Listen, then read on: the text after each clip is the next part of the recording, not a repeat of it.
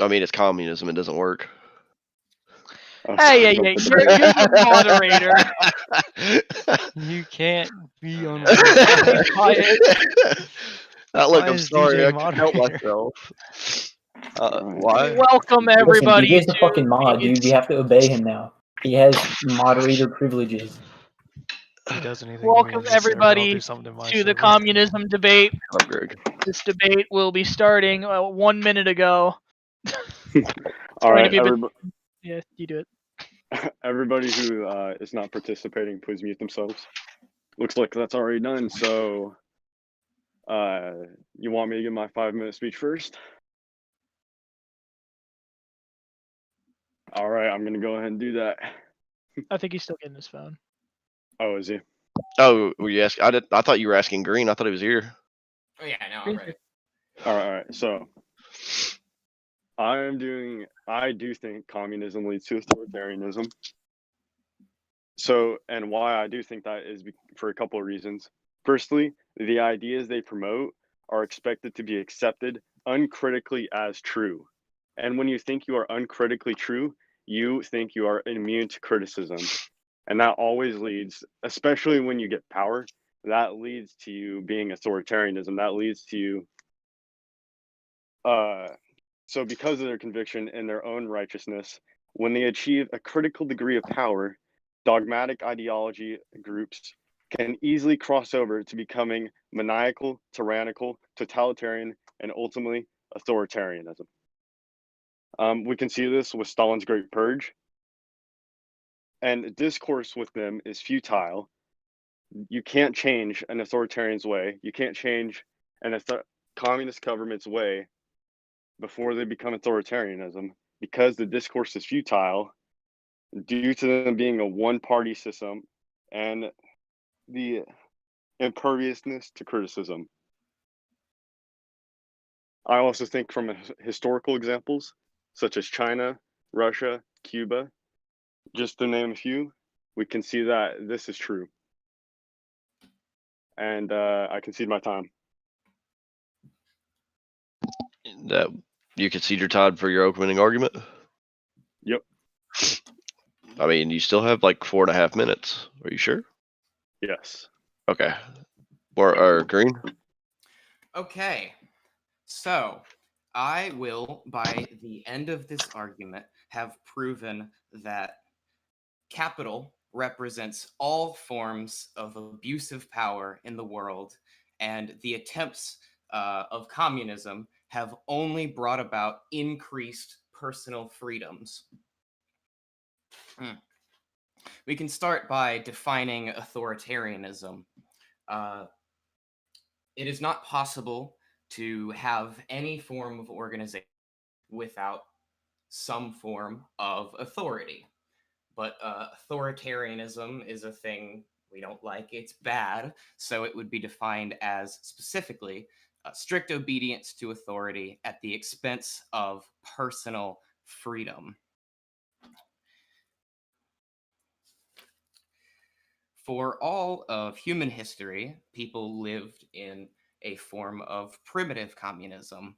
It was the creation of private property rights that gave people the authoritarian power they needed to become dictators and rulers.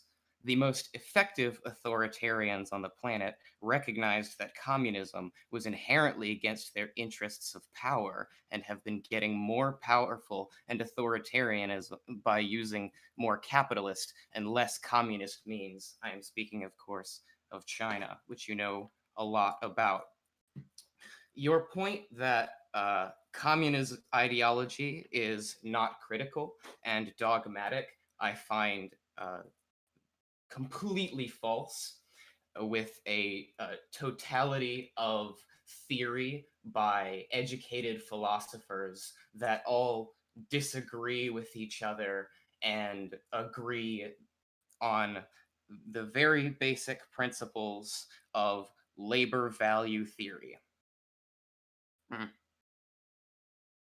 As for your historical examples, I'd like to point out that of the countries that went to communism communism, full communist revolutions, they came from even more authoritarian roots. So whatever your problems are with the countries afterwards, they only led to more personal freedoms.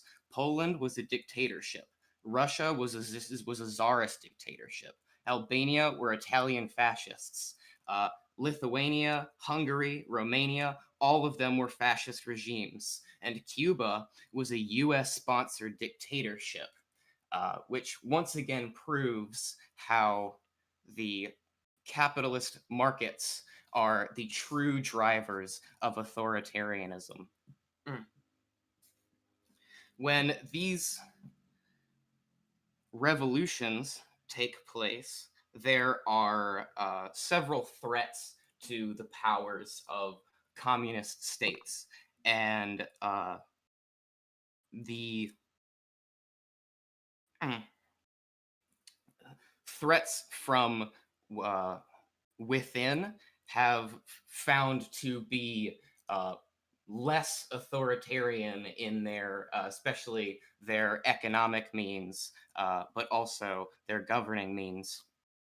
And the dangers from without are brought by the encroachment of capital markets. So there's a lot of examples of the failures of communism that you can actually look at, specifically problems with capital markets. Venezuela, for example, relied on oil money to fund social programs. So when the oil price collapsed, like their entire system basically crumbled as a result of their inherently capitalist market that run the country. The countries that were communist and socialist ended up bringing about a greater physical quality of life in general, more personal freedoms, more economic freedoms. Let's see. 15 seconds. And yes, the examples of problems within communist countries are problems that exist tenfold in capitalist ones. 5-minute limit. All right, I'll start by asking the first question. Your point that communism leads to more freedoms. Firstly, I would like to state that I wholly disagree. Second of all, how does that dispute the fact, or at least my belief, that communism leads to authoritarianism? Even if they were more authoritarian before, does that not mean that they are still authoritarian after? So yes, two questions. I believe you asked me to explain how they have more freedoms, and then you know, because they still have some form of, well, you are simply criticizing the authoritarian nature of countries that have gone communist. For the more freedoms, I would define freedom as, sorry.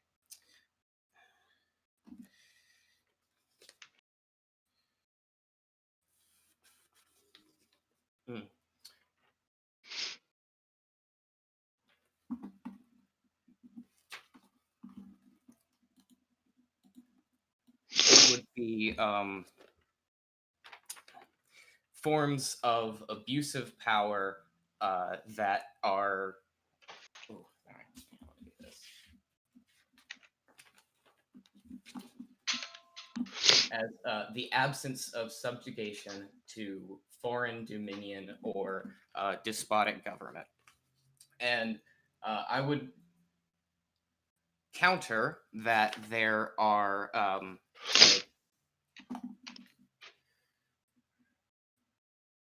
I would also say that it includes the World Index of Economic Freedom, as that represents a person's freedom of ability within their country, as well as their general physical quality of life, as that gives them more freedoms and opportunities in their life. And comparing the economic and political, the economic development between the political systems and the physical quality of life, we find that socialist countries generally perform better in sectors of health services, nutrition, infant mortality rate, child death rate, life expectancy, population, population. Those are measures of education and a composite quality of life index. They generally perform better on all of these matters. I'm going to put a link in the VC as my source.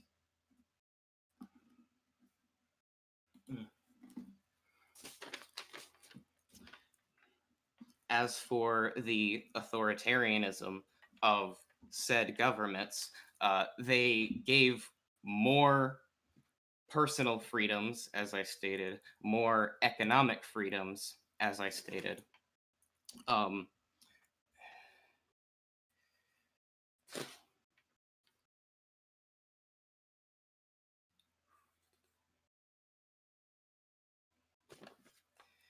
And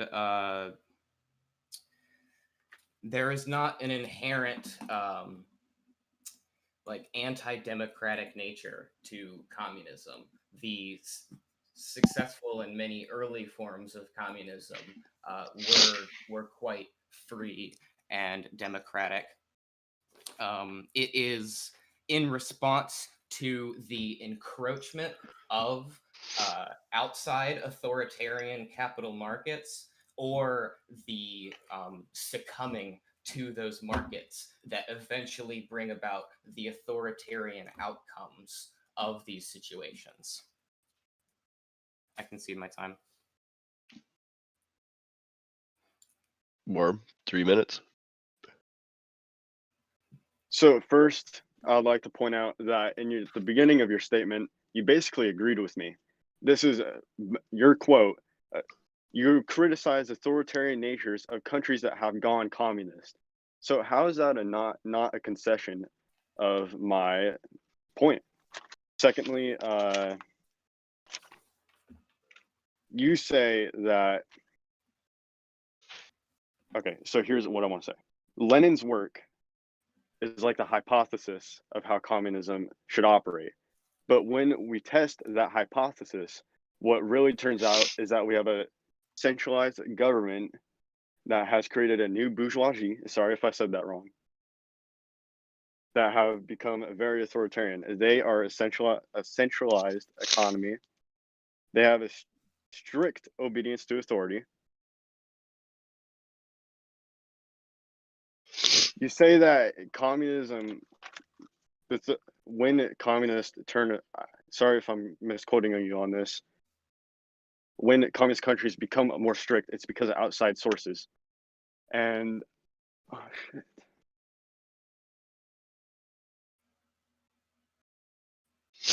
I have to disagree with that. The inherent nature of how communist countries come about means that the authoritarianism of it comes from within, from the government itself. We can see this with Stalin's Great Purge, as well as the Great Famine from Mao Zedong, from his actions. So I concede my time. You I'd concede like to your need time? a little bit of my time to prepare. Worm, you still have a minute and 15 to continue, since he's still preparing. Well, I believe it's like I get Yeah. 3 When minutes he of asks for his that time, during it pauses the debate. Well, I know that. No, I meant like if you wanted to keep responding to what was said. No, I concede my time. Okay. They both have a certain bank that they can use to prepare.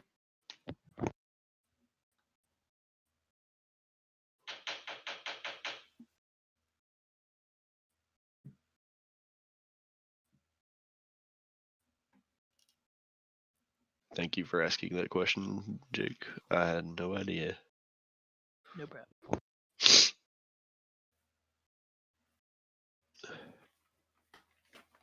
Dom, are you there? I'd like to continue whenever I'm ready. Wherever you ready? I I'm am ready. ready now. So, I'd like to start off by saying I made no concessions. I started at the beginning by saying that all attempts at communism have led to less authoritarianism. And as I stated, the previous versions of many of these countries, Lenin's work brought about great social reform. The outcomes of what they accomplished brought about significant development within their countries.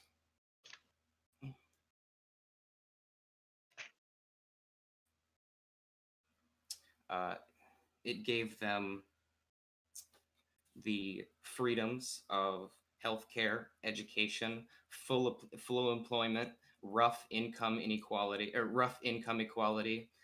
inexpensive housing, and a reliably growing economy. It generally came out to be more stable than capitalism in terms of its economic growth, and a lot of the not the Mao Zedong one, but the starvations that are shown under Stalinist Russia were economic impacts of the Great Depression, which was very specifically a capitalist problem.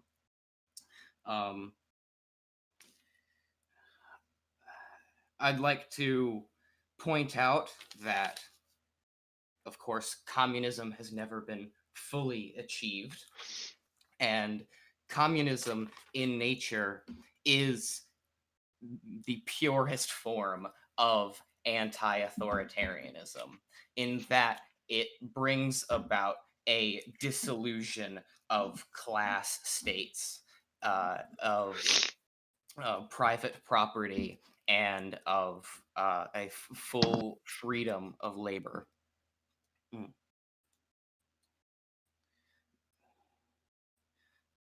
When you say that the problems come from within, you simply have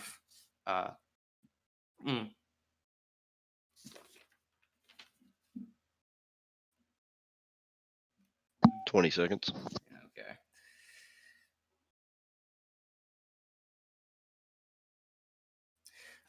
You are pretty much ignoring the social conditions and the economic conditions of going on between these countries, and that capitalism will stop at nothing, even supporting fascist dictatorships and CIA coups to prevent communism. 3 minutes. All right, so I would like to respond to that firstly by saying, you said not Mao Zedong. Well, yes, Mao Zedong. He was fighting in the name of communism. He created a new country based on communism. He created a revolution for communism. Everything Mao Zedong did was in the name of communism. So yes, Mao Zedong. Secondly, you said that these communist countries have brought about significant development. Is a Great Famine significant development? Is the Backyard Steel Project that Mao Zedong implemented significant development, where he had farmers, instead of farming, create backyard steel projects where they melted down shovels and other random items they could find around the farms, that is not significant development. Communism is anti-authoritarianism. In theory, communism is anti-authoritarianism. But every time communism has been attempted, it has been authoritarianism, as I have previously stated and used Mao Zedong as an example. Then you brought about the CIA as an example. Well, we're not talking about the CIA. I mean, we can have a debate about the US, but that's not what we're talking about right now. We're talking about whether communism brings about authoritarianism. With that, I concede my time. And conceded time. Yeah, I'd like to start out just it was a misconception on your part. I was saying the Mao Zedong movement was not a communist. I was simply saying that the famine was not as a result of the Great Depression. I was making a different example. The CIA doing coups in countries that attempt communist revolutions should for sure be considered as an external factor of capitalist authoritarianism that brings about less personal freedoms in the population.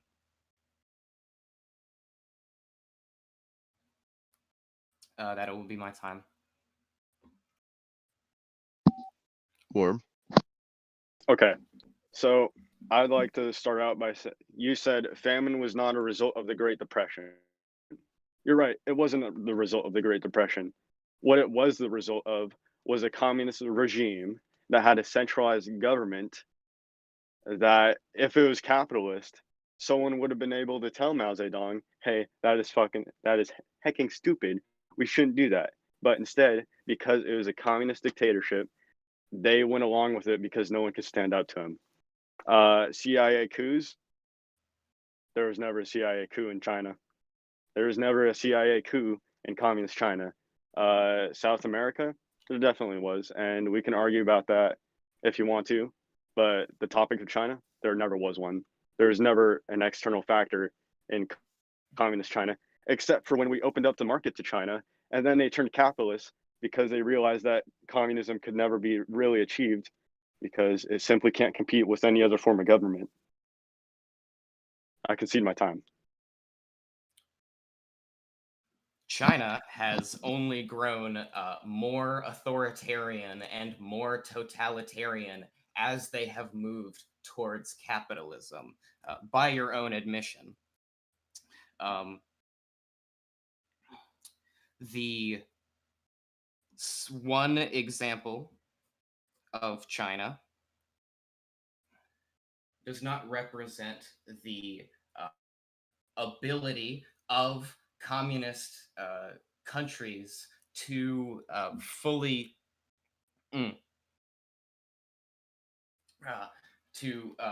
improve the personal freedoms of their peoples.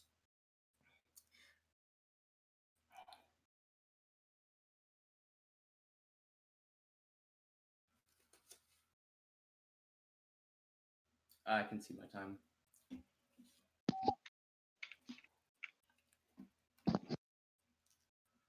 Well, yes, my example doesn't include how communist countries can improve the personal lives of their citizens because I wasn't trying to argue for that. I was trying to argue that they don't.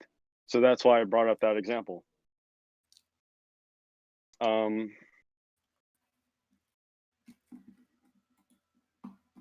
I concede my time because that was like the only thing you really said. Should we go into like another question or end speeches or something?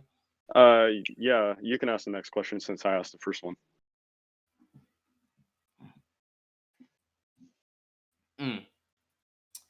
Well,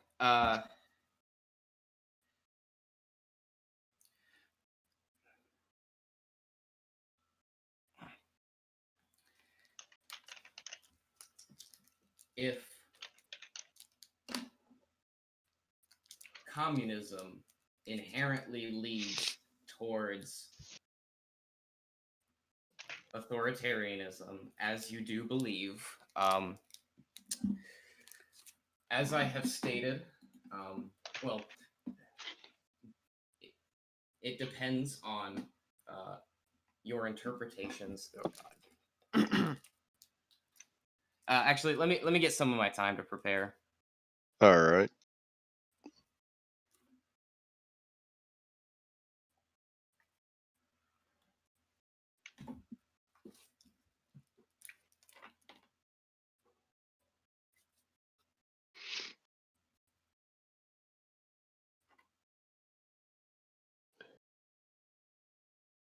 Yep.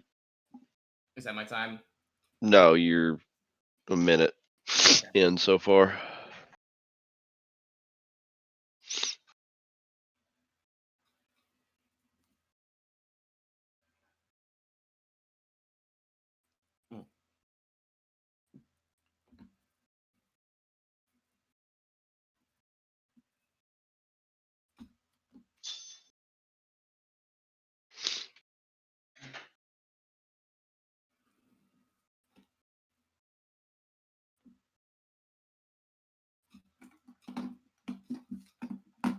Okay, I would say that that any country that that is going to defend itself has to do it through some form of authoritarianism, imposing your will on other people.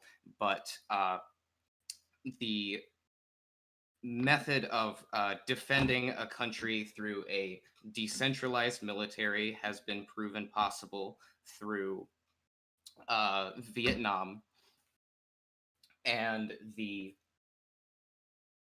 Ooh. Okay. My question is, how can you say that private property, owning a lot of people's labors and being in control of their quality of life is not the ultimate form of authoritarianism in our society currently? Well, I'd respond to that. We're not talking about the US or capitalism right now. We're talking about communism. I'm saying communism is the abolition of private property, which is authoritarianism, and that in all cases I have brought up, it has created more economic freedoms and more personal freedoms than it did before, and in general created better quality of life for their constituents. Was Stalin's Great Purge personal freedom? No, it wasn't. I can point out many genocides and atrocities that have been committed by capitalist countries. I would not like to create a whataboutism. I'm creating a baseline of authoritarianism that countries need to exist by, and communism has brought about a successful revolution of more freedoms rather than not. And the absorption of property under single ownership represents the greatest authoritarianism that exists, and in essence, the exploitation of the populace.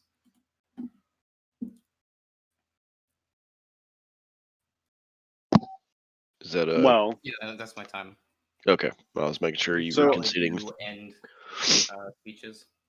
I don't necessarily disagree with what you said about any country that has to impose its will imposes a little bit of authoritarianism. I will concede that the U.S. has a minor form of this with the draft, but we haven't used the draft since Vietnam.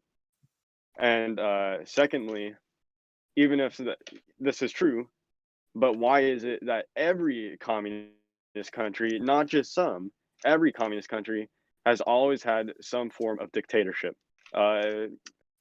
Fidel Castro, Stalin, Mao Zedong, you name it. I concede my time.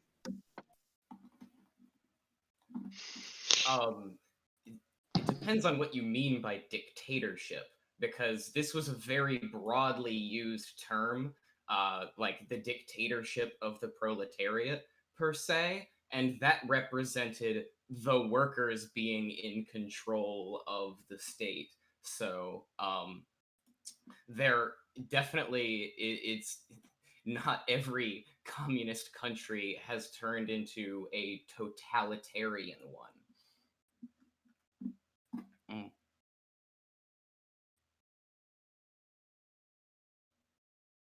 Well, I disagree with the historical examples I have pointed out.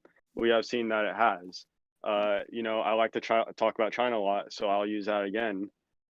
Just because they're a little bit capitalist now, I'd like to say that it's because they were communist in the first place. No one was able to stand up to Mao Zedong, so now the Communist Party has inherited that, and the president, with air quotes, is that new Mao Zedong, is that new dictator, is that new centralized power that imposes its will on its citizens.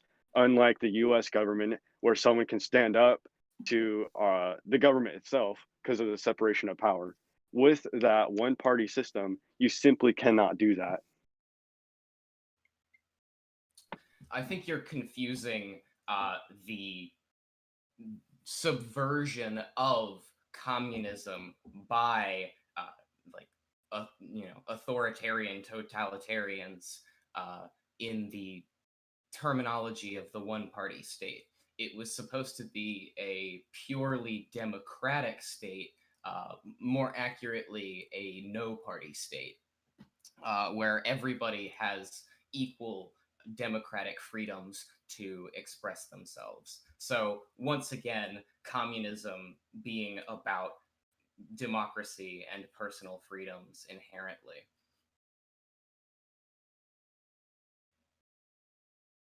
Should we? Here's your quote. Just... Here's your quote. It was supposed to be a democratic system. Again, the theory does not predict. The theory is not the result.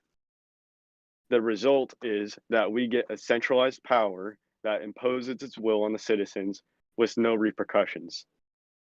That is a result. Again, highlighting your word supposed to be.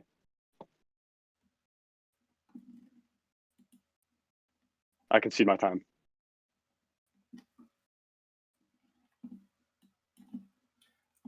Green, do you need time to think, or are you ready? No, I would just say that it has only brought about more democracy in the situations I've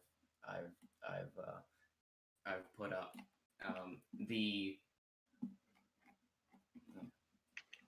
The systems in place before them were absolutely not democratic at all. So you have not led to more authoritarianism, and only the capitalist markets encroaching have. Well, just because the system before the one we're talking about right now is authoritarian, doesn't mean the system now is any less authoritarian. It is still authoritarian.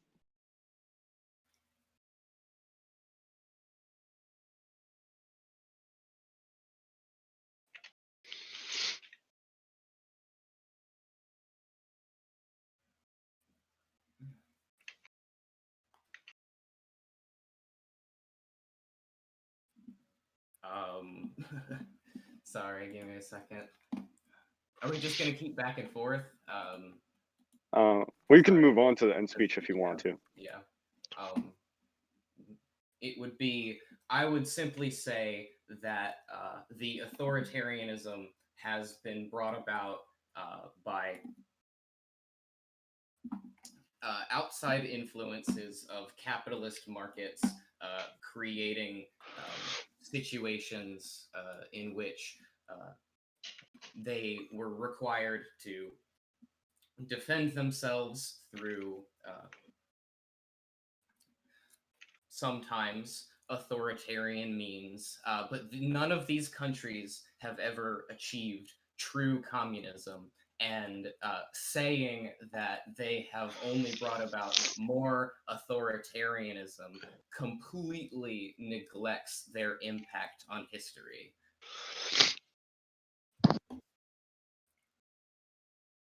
Was that your end speech? Yeah, no, you would be the affirmative, so you would give the first end speech. Okay. So I'll give my end speech then. So I'm not convinced by your argument, Green. Communism has, in theory, it would work, but again, the hypothesis does not automatically mean what the result is going to be. As we have seen, and as you have admitted, with it was supposed to be a democratic system, we can see that has turned into a centralized authoritarian power. With the examples of China as being my main one, with the Great Famine and the backyard steel projects, no one was able to stand up to Mao Zedong like in a capitalist or democratic society. And I'll just restate something I said in the beginning of this debate. Because of their conviction and their own righteousness, when they achieve a critical degree of power, dogmatic ideology groups can easily cross over to becoming maniacal, tyrannical, totalitarian, and ultimately authoritarian. And I think that China, Stalin, Cuba, it all encompasses this perfectly. All historical evidence points to communism turning into authoritarianism. I concede the time for my end speech.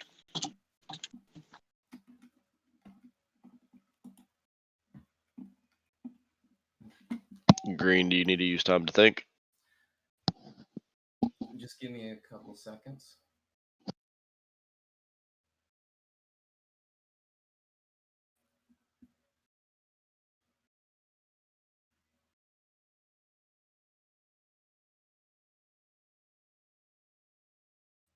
Okay.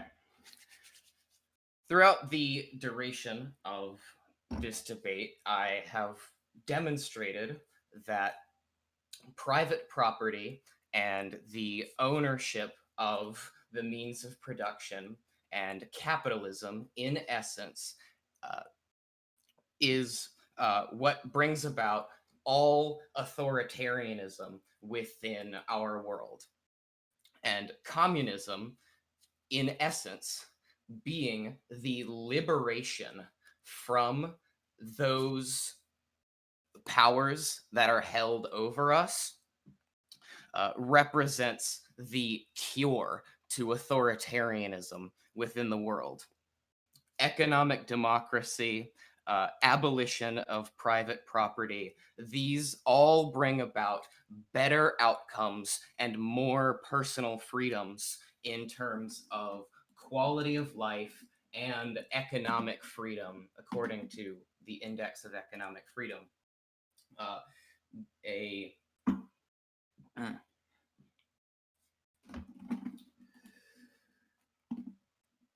The purpose is to expropriate the owning class, which would be the class with authority. Since with violence, they protect their private wealth. We wish to bring about an abolition of this, not because freedom is a good thing for the future, but because it is at all times a good thing. We may need to use force, which I will distinguish from authoritarianism, to bring about these methods, because we cannot compromise when it comes to freedom. We want to overthrow all forms of authority that force us into obeying, which in the world exists as private property, and most effectively under private property, considering that your best example, China, has been moving away from the socialist and communist practices in order to become more powerful. the capitalist freedom to oppress, to exploit, to pay taxes is the denial of freedom. And the fact that they use such hypocritical use of that word is outstanding. For communists wish for equal freedom for all, and understand that the capitalist markets, the inherent inequality brought about therein, are the tyranny of our world. And the attempts at communism have only brought about better outcomes overall for those countries, as can be proven with the economic development, political economic system, and quality of life.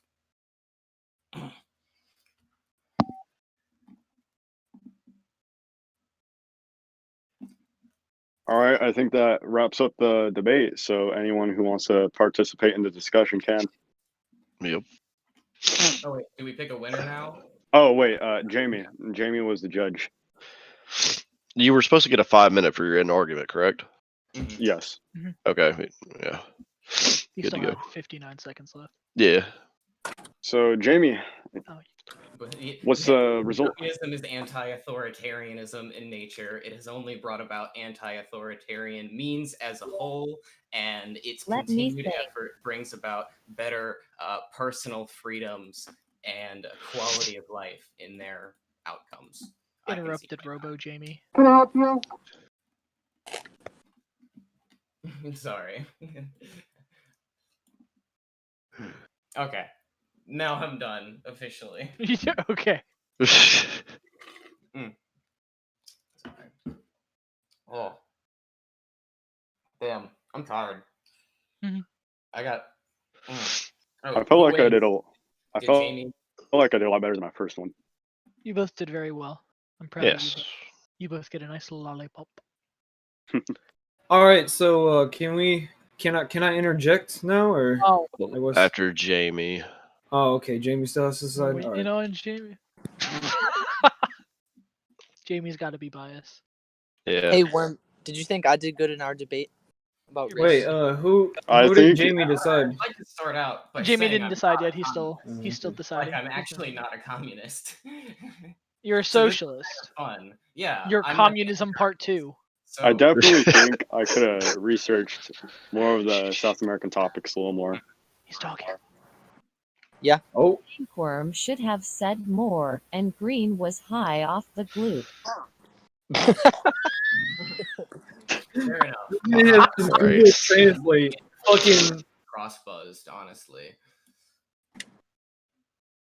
Base. Who do you think was the winner? Who won?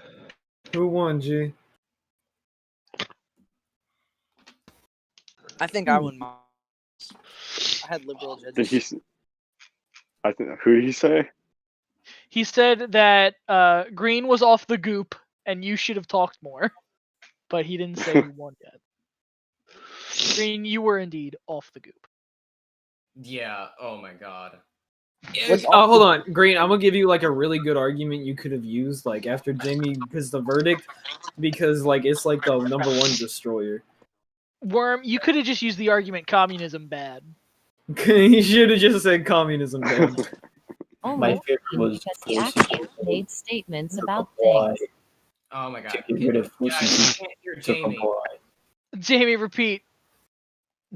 Only Green because he actually made statements about things. Oh, Green's the winner. Oh, thank god. Dang. Okay, so okay, Yeah. so Green, I just want to say, bro, I wanted whenever he brings up, well, historically, all communist dictator have turned into authoritarians. Like, what you have to do is you have to look at the history, like, really surrounding those areas. So Russia had just come from World War II and a completely war-torn revolution as well. Like, the USSR was only 70 years old, so going through a massive world war would also destroy them to the point where, like, It was completely awful. You also have to look at the fact that Stalin was kind of a dick from day one and only got into power because he was willing to kill people. Oh, dude, he was such a good person. Hold on, He had a I cool got two things. Hold on, I got two things to say about that. But he had So, some amount of firstly, information. Oh wait, Jamie, what was that? Like legitimately, he brought about a lot of economic. Green's Like still wrong as fuck, but he had some amount of information. Okay. all right, Jesus so Christ. That's what you Copium, need to win a when you debate, say so. when you say you have to look at the area surrounding these countries, it doesn't matter. An economic does. system should be able to hold on, let me explain. An economic system should be able to persevere through struggle. Yet when the communist nations have to go through struggle, why does it turn out that they turn into shit? Because the communist nations had just founded. Again, the USSR was only 70 years old. If you think America could have handled a world war after 70 years of being formed, you're just being delusional and intellectually dishonest. We absolutely could have handled. We What could have. year was 70 Not years really. after America was formed? We barely jumped into World War One, and we had some issues. Like, You're telling me that this economic system Right, but the couldn't handle the brother. world war, so they turned authoritarian. not after 70 Isn't years that- of it being isn't formed. that- I don't actually. You have to think of like. Isn't that a concession like, that this country was authoritarian? Who was it? The An one example of communism? 1812? Wasn't it us again? 1846. It was before the Civil War, so we still had all our powers. Everybody else was basically on the same plane. We absolutely could have destroyed in a world war if we chose. Also, to It was after the War of 1812.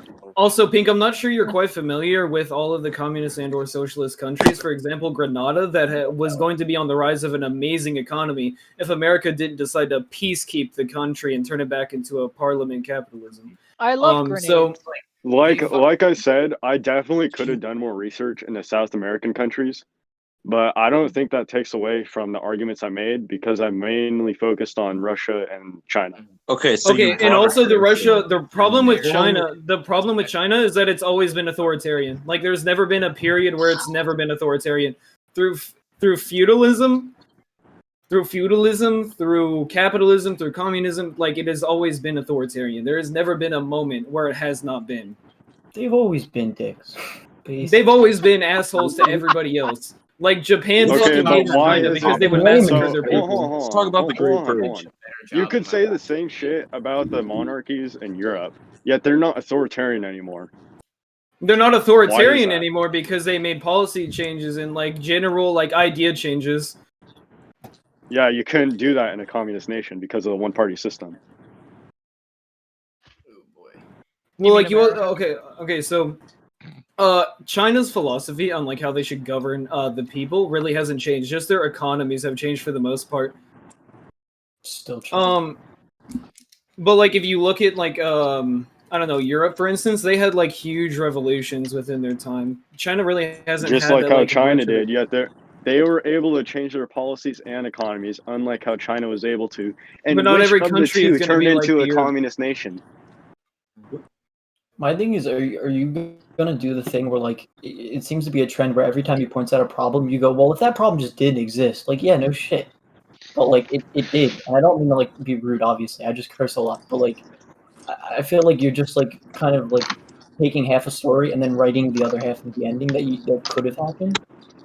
And, like, Wait, who are you I talking just to? think it's for, like, both sides. It's just weird. You guys go, like, Dominic, what? are you referring at copium No, or what at I'm saying, I'm just talking about in general. It's just weird how it starts with facts and then it gets immediately, like, off the ground with, well, if that didn't happen, but it's just like, listen, like, I get it, but the world doesn't work like that. There's never going to be like a problem doesn't come where someone's going to go. no, what I'm saying is that there's been genuine positions of change and, like, leadership and thought. There hasn't really been that in China. So if you're going to compare the two, you at least have to have similar history between them, because the history of these countries does impact how they're whether or not they'll be authoritarian. Okay, how about Russia? They were authoritarian as well by your own concession. The thing is, let's say you make a new place, right? Because not every place is going to have that idealistic history. Like, it's not like Yeah, no, not every place is going to be Europe. Not every place is going to do that. Like, some places are going to be different. You choose one of the Again, three. I already admitted I could do more research on the South American countries. No, Okay, no, so no. like Kind of that's misplaced my standpoint problem over with this and over argument. That's my problem with this argument. How are you going to say that every communist country is turning into authoritarianism inherently leads to it if you're not familiar with like the majority of the authoritarian or the communist nations? That Yeah, was a because great socialist sentence. Actually didn't nations. cause the purges. Stalin didn't cause the purge. That was a really good sentence. No, he really didn't. It was his own cadres. His chief officer was actually a Nazi spy who actually Who? wanted to make him look bad. What His are we chief talking officer. about? Who, Stalin's chief officer that caused Oh. the purge, not Stalin. Yeah, it wasn't Stalin at all. Stalin wasn't the one that like killed his best friends You or should actually anything. look at the history about all Yeah, that. there were come literal on. Nazis, but okay. I was Stalin once. Okay. They weren't Nazis. You know that the Holodomor narrative was They pushed weren't Nazis 50 plus or years anything. after it actually happened by the Ukrainian Nationalist Party? Isn't that kind of strange? It's just turned into a who can talk over who louder match. This is great. I can talk louder. Those are actual facts. I have like- priority to speak. No, I know. Hey, hold on. Listen, I have to Alright. talk The over Democratic Warzone, Party so and I think I Republican Party, immediately they get win. to pick who's One at a time. One Okay, at a time. chill. You can say facts and still be in the Hey, Dom, hold on. What would that make Dom, hold on. America then? Is America authoritarian? Hold on, To Bashar. some degree. It is Hold authoritarian. the fuck One on. at a Hey! time. No, yes, Wow. dude, don't worry, dude. They're speaking facts. It's Mao, I want to hear what Mao said again. Mao, can you say what you repeat your sentence? Yeah, I said something about the Holodomor, how the narrative was pushed 50 plus years after it actually happened by the Ukrainian Nationalist Party. Okay, yeah, I couldn't hear you over fucking back and forth shit. Yeah. Oh, okay. That's all I wanted. It's not like they have any anti-communist bias or anything. Yeah, it was just Who? weird how they did push that agenda. Yeah, it is. I'm not denying that a famine happened. I'm saying that the idea that the Holodomor was like a deliberate thing that Stalin did. I think. Yeah. Just not. I think, yeah, I don't think that's what A happened. good, Also, the like, Great counter Purges. So. strategy that I would have used, if I were on the other side of this debate, I would be talking about how communism